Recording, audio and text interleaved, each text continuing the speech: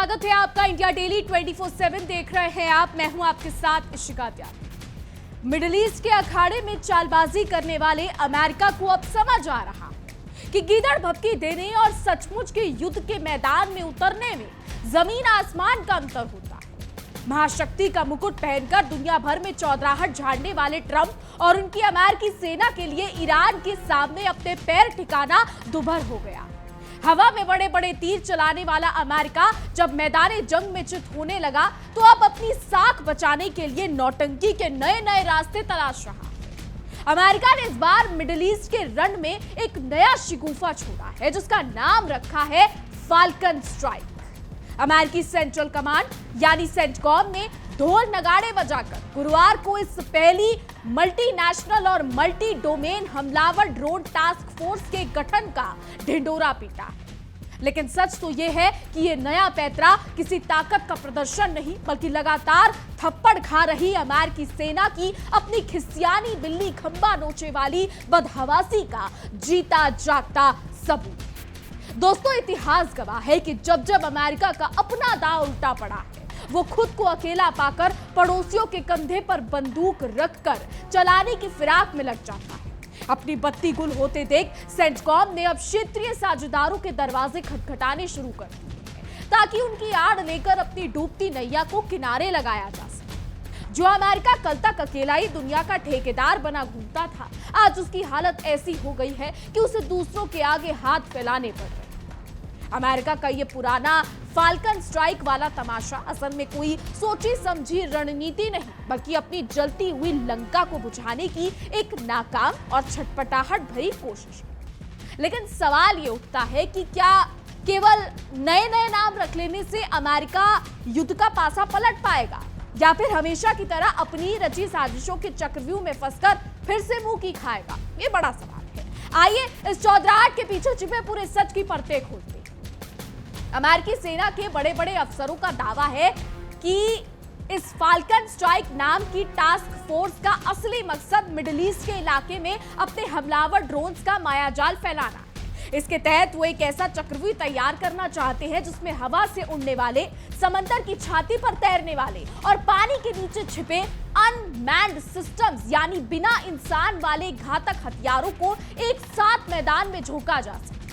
अपनी इस नई चाल को अंजाम देने के लिए अमेरिका के आकाओं ने मिडिल ईस्ट के अपने पुराने साथियों के साथ बातचीत का सिलसिला शुरू कर दिया।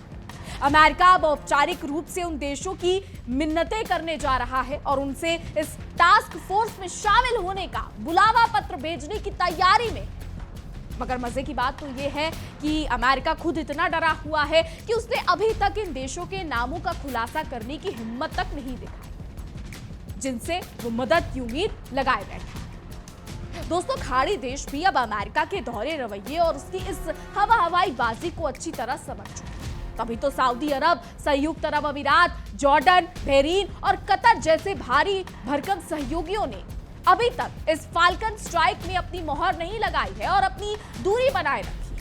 सब जानते हैं कि जो अमेरिका खुद अपनी रक्षा नहीं कर पा रहा उसके साथ हाथ मिलाकर आफत को मोल लेना आ बैल मुझे मार वाली कहावत को सच करने जैसा होगा। इन सब असफलताओं के बीच सेंटकॉम के कमांडर एडमिरल ब्रेट कूपर साहब मीडिया के सामने आकर बड़े बड़े बोल बोल रहे हैं। उनका कहना है कि ये नई टास्क फोर्स इलाके के सहयोगियों के नए नए आविष्कारों और तकनीकों का पूरा फायदा उठाएगी। लेकिन असलियत ये है कि अमेरिका अपने नए सहयोगियों का फायदा उठाने की आड़ में सिर्फ अपनी ढाल बनाना चाहता है ताकि जब वार हो तो निशाना दूसरों पर लगे और अमेरिका खुद सेफ हाउस में बैठे।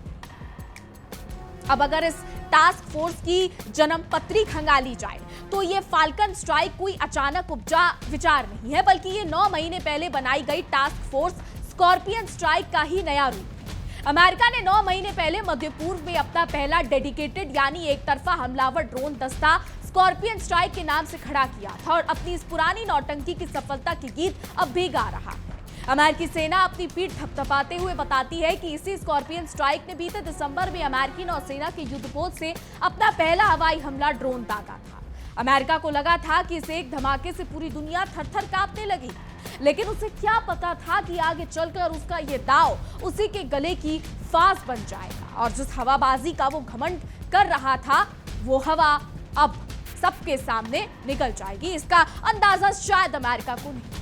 इसके अलावा इस अमेरिकी इकाई ने ऑपरेशन एपिक फ्यूरी के नाम पर बड़े बड़े गुल खिलाए और जुलाई के महीने में ईरानी बंदरगाहों की सुविधाओं को निशाना बनाने के लिए अपने बिना इंसान वाले हमलावर पोतों का इस्तेमाल किया।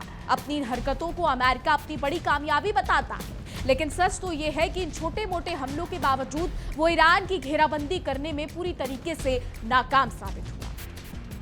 अब जब नई टास्क फोर्स फाल्कन स्ट्राइक के गठन का ढिंडोरा पीटा जा चुका है तो उसका सेहरा बांधने के लिए US special operation command central यानी कि SOCCENT के जवानों को आगे किया गया है। SOCCENT के वही सिपाही इस नई नवेली टास्क फोर्स की कमान संभालेंगे, लेकिन अब देखना यह होगा कि क्या ये जवान वॉशिंगटन के उन बड़े बड़े मंसूबों को पूरा कर पाएंगे या फिर पुरानी नाकामियों का नया ड्रामा पेश करेंगे। ये बड़ा सवाल। अब जरा असली गड़वे सच पर नजर डाल लेते हैं जिसने अमेरिका के पसीने छुड़वा दिए। हॉर्मुज जलडमरू मध्य के आसपास का इलाका अमेरिकी ड्रोनों के लिए किसी जलते हुए नर्क से कम साबित नहीं हुआ है। मीडिया रिपोर्ट्स ने अमेरिका के सारे दावों की धज्जियां उड़ाते हुए भंडाफोड़ किया है कि इस युद्ध में अमेरिका अपने कम से कम 45 MQ-9 रीपर ड्रोन पूरी तरीके से गंवा चुका है। 45 रीपर ड्रोनों का खाक में मिल जाना कोई छोटी मोटी बात नहीं है। ये अमेरिका के कुल ड्रोन बेड़े का लगभग 1/4 यानी 25% हिस्सा है। जिस रीपर ड्रोन की ताकत का ढोल अमेरिका पूरी दुनिया में पीटता था, अब ईरान ने उसे किसी मक्खी मच्छर की तरह आसमान से मार गिराया। अब पेंटागन की हालत ऐसी हो गई है कि उनके पास रोने के सिवा कोई रास्ता नहीं बचा है और खाली हो चुके गोदामों को फिर से भरने का भयानक दबाव बन चुका है। अपनी इस भारी तबाही और फजीहत के बाद डोनाल्ड ट्रंप प्रशासन के हाथ पैर फूल गए हैं। अपनी इज्जत बचाने और खाली होते ड्रोन स्टॉक को फिर से भरने के लिए ट्रंप सरकार ने अमेरिकी कांग्रेस के आगे झोली फैला दी है और पूरे $67 बिलियन के इमरजेंसी फंड की मांग की। जो अमेरिका दूसरों को आर्थिक पाठ पढ़ाता था, आज वो खुद अपनी तबाही का हर्जाना भरने के लिए $1 बिलियन के बजट की भीख मांग। अब इस भारी तबाही के बीच आपको बता दें, अमेरिका के वॉर सेक्रेटरी पेट हेग्सेथ गुरुवार को पनामा सिटी में पत्रकारों के सामने आए और अपनी खिसियाहट मिटाने के लिए गीदड़ भभकी देने लगे। हेग्सेथ ने बड़ी सीनाजोरी के साथ चेतावनी दी कि संयुक्त राज्य अमेरिका जब तक चाहे अपनी जरूरत के हिसाब से ईरानी बंदरगाहों की नौसैनिक नाकेबंदी को अनिश्चित काल के लिए जारी रख सकता है। मानो दुनिया उनके पिताजी की हो पैच, मानो दुनिया उनकी बपोती हो। अपने झूठे घमंड का ढोल पीटते हुए हेग्सेथ ने आगे कहा कि अमेरिकी नौसेना इतनी ताकतवर है कि वो इस क्षेत्र में अपने युद्धपोतों की अदला बदली यानी रोटेशन करके इस नाकेबंदी को लंबे समय तक खींच सकती। लेकिन हेग्सेथ साहब शायद ये भूल गए कि जब उनके 45 रीपर ड्रोन समंदर में समा चुके हैं तो पानी के जहाजों का रोटेशन भी उन्हीं ईरान के सीधे वार से नहीं बचा पाएगा। पेट हेग्सेथ का ये बड़बोला बयान ऐसे समय में आया जब उनके राष्ट्रपति डोनाल्ड ट्रंप ने सोशल मीडिया पर चिल्लाकर ये दावा किया था कि हॉर्मुज पर अमेरिका का पूरा कंट्रोल हो चुका है। लेकिन अमेरिका के इस दावे की हवा तब निकल गई जब ईरान ने सीना ठोककर इन सारे दावों को कचरे के डिब्बे में फेंक दिया और साफ शब्दों में दोहराया कि ये जल मार्ग बंद था, बंद है और बंद ही रहेगा। यानी अमेरिका जो दावे कर रहा था वो क्या निकले, राई का पहाड़। युद्धपोतों के रोटेशन का राग अलापते हुए हेग्सेथ ने दोबारा स्पष्ट किया कि अमेरिकी नौसेना के पास ऐसी नाकेबंदी को हमेशा के लिए चलाने का दमखम है। मगर पर्दे के पीछे का सच ये है कि अमेरिका और ईरान के बीच इस रणनीतिक जलमार्ग को दोबारा खोलने को लेकर चल रही बातचीत पूरी तरीके से ठप पड़ी। कोई रास्ता ना निकलता देख पेंटागन सिर्फ अपनी नौसैनिक ताकत का झूठा ढिंडोरा पीटकर अपनी नाक बचाने की कोशिश कर रहा है, वहीं डोनाल्ड ट्रंप अपनी कुर्सी बचाने की कोशिश कर रहे हैं। अब इससे पहले आपको बता दें, अमेरिकी राष्ट्रपति डोनाल्ड ट्रंप ने अपने पसंदीदा social media platform truth social पर एक लंबी चौड़ी पोस्ट लिखी।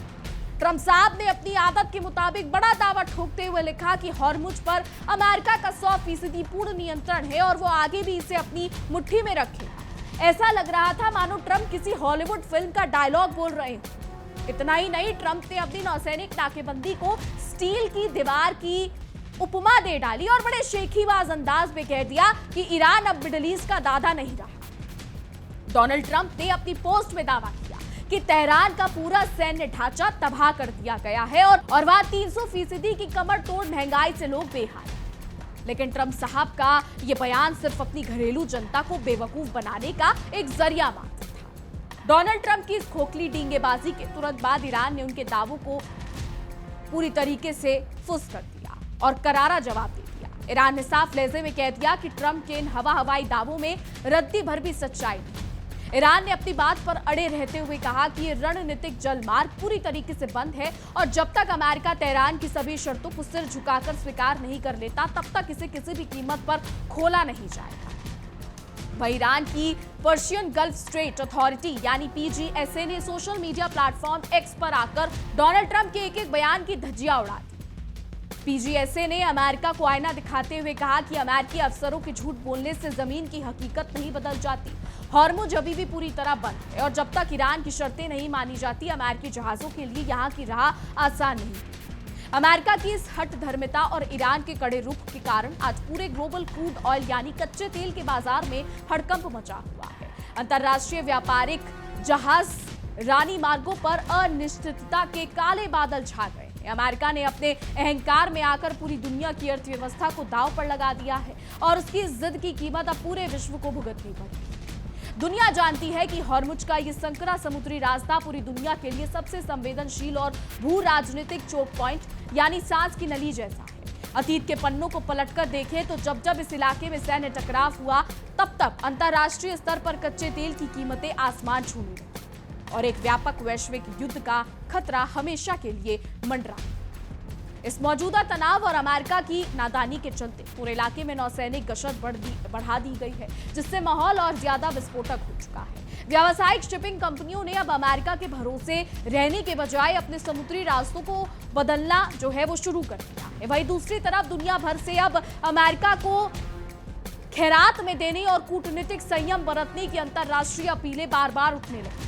हालांकि इस बेहद संवेदनशील और खतरनाक रास्ते से कमर्शियल जहाजों की आवाजाही अभी भी कड़ी सुरक्षा और भारी निगरानी के साए में जारी है, लेकिन जमीनी माहौल इतना विस्फोटक और अस्थिर है कि एक छोटी सी चिंगारी भी पूरे मध्य पूर्व को भस्म कर सकती है। अमेरिका की ये फाल्कन स्ट्राइक वाली नौटंकी इस आग में घी डालने का ही काम कर रही है। फिलहाल पूरी दुनिया की निगाहें इस बात पर टिकी है कि क्या कूटनीतिक बातचीत के जरिए इस समुद्री व्यापार मार्ग को सुरक्षित रखा जा सकता है या नहीं।